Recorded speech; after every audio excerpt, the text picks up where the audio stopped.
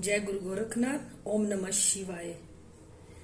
जो लोग साधना करना चाहते हैं, सेवा करना चाहते हैं भोलेनाथ की,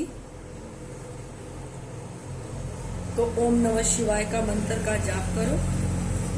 सबसे पहले वो अपने घर के पितर को देखो। कई हमारे पितर बंधन में तो नहीं है, कई हमारे पितर प्रेत योनि में तो नहीं है। अगर वो प्रेत योनि में है तो शिव का हवन कराए, क्योंकि शिव का हवन कराने से ही वो प्रेत योनि से छुटकारा लेके पितर योनि में आ सकते हैं। और फिर देखो कि आपके कुल देवी देवता बंधन में तो नहीं है। अगर आपके कुल देवी देवता बंधन में नहीं है तो ठीक है, अगर बंधन में है तो कुल देवी देवता का बंधन खुलवाओ। उसके बाद फिर आप लोग ओम नमः शिवाय का जाप करो और घर में नेगेटिविटीज चेक करवाओ, क्योंकि ये भी चेक करवाना बहुत जरूरी है कि घर में नेगेटिविटीज तो नहीं है किसी के ऊपर, या हमारे शरीर के ऊपर तो नहीं है। कहीं तुम साधना करने बैठो और तुम्हारी साधना पूरी भी ना हो और वो साधना तुम्हारी नेगेटिविटीज खा ले, फिर आप लोग को कि हमने 1.25 महीना की सेवा भी लगाई और हमारी सेवा पूरी भी नहीं हुई।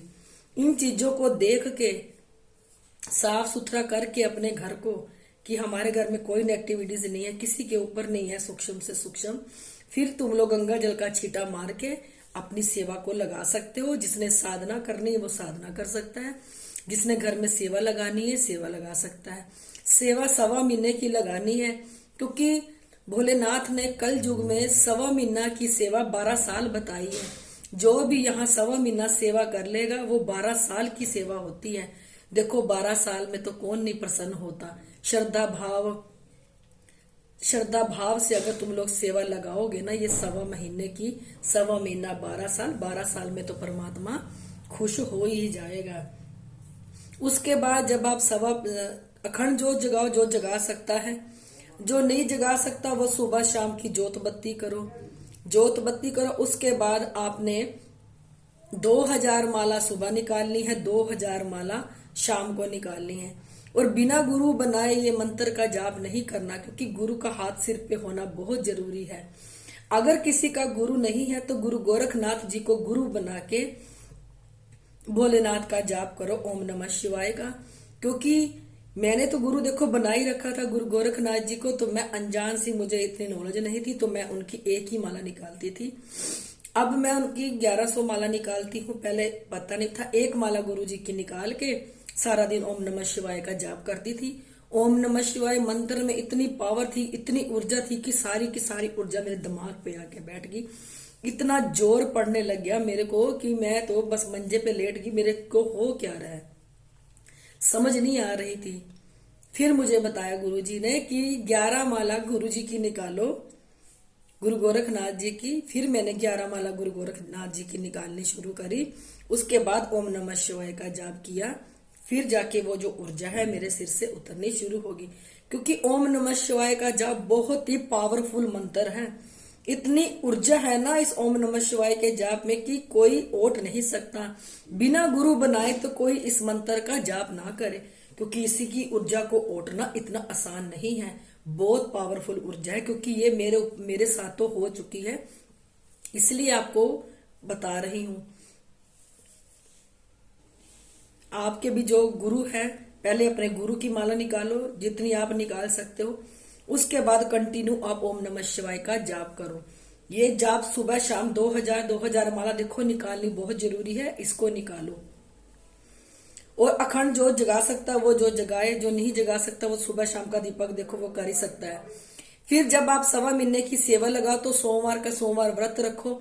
देखो जो रख सकता है तो रखो, अगर रखा जाता है तो वेल एंड गुड, क्योंकि बहुत जरूरी है व्रत रखो, क्योंकि इससे ऊर्जा प्राप्त होती है हमारे शरीर में जितनी। और ब्रह्मचार्य का पालन करो, इसमें ब्रह्मचार्य रह के व्रत करना है। जब व्रत रखो तो भोलेनाथ के मंदिर जाओ, भोलेनाथ को स्नान कराओ। ये 1.25 महीने की सेवा जब तक है तो 1.25 महीने की सेवा में सोमवार के व्रत भी बहुत जरूरी है। जब आपकी 1.25 महीने की सेवा पूरी हो जाएगी, व्रत भी पूर्ण हो जाएंगे, तो घर में किसी पंडित से हवन कराएं, क्योंकि हवन कराने से आपकी सेवा पूरी संपूर्ण हो जाएगी। तो ये थी आपकी ओम नमः शिवाय की मंत्र की साधना का रास्ता जो मैंने आपको बताया है। जैसे जैसे आप सही रास्ते पे चलते जाओगे, भोलेनाथ तो देखो भाव के भूखे हैं।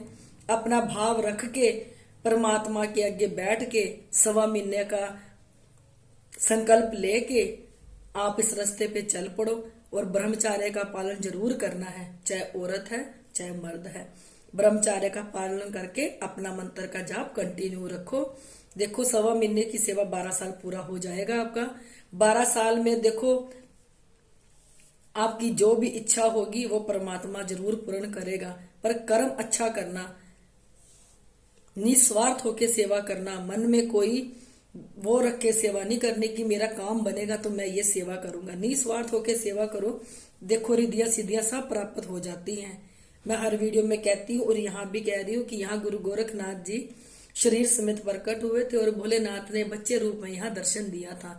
किसी भी दरबार में सूक्ष्म चीज को नहीं देखा जाता, पर इस दरबार में हर सूक्ष्म से सूक्ष्म चीज को देखा जाता है, जो हमारे खून में रम जाती है, जो हमारी नसों में रम जाती है, जो हमारी अंदर बॉडी को बीमारियों का घर बना देती है। जितनी भी सूक्ष्म चीजें हैं हमारी बॉडी के अंदर बीमारियों का घर बना देगी। अनेक अनेक तरह की बीमारियां हमारे शरीर में लगनी शुरू हो जाएंगी और हमें पता भी नहीं चलेगा। और यहाँ पे हर सूक्ष्म चीज का इलाज होता है। नीचे मेरा नंबर दिया है, जो भी सूक्ष्म चीजों से परेशान है, जो भी डॉक्टरों के पास जा चुके, डॉक्टरों को भी बीमारी की समझ नहीं आ रही कि ये कौन सी बीमारी है, डॉक्टरों ने भी हाथ खड़े कर दिए हैं, तो नीचे नंबर दिया है मेरा, कॉल करना मुझे। और अगर आप लोगों को मेरी वीडियो अच्छी लगती है, इसे लाइक सब्सक्राइब और शेयर जरूर कर दिया करना।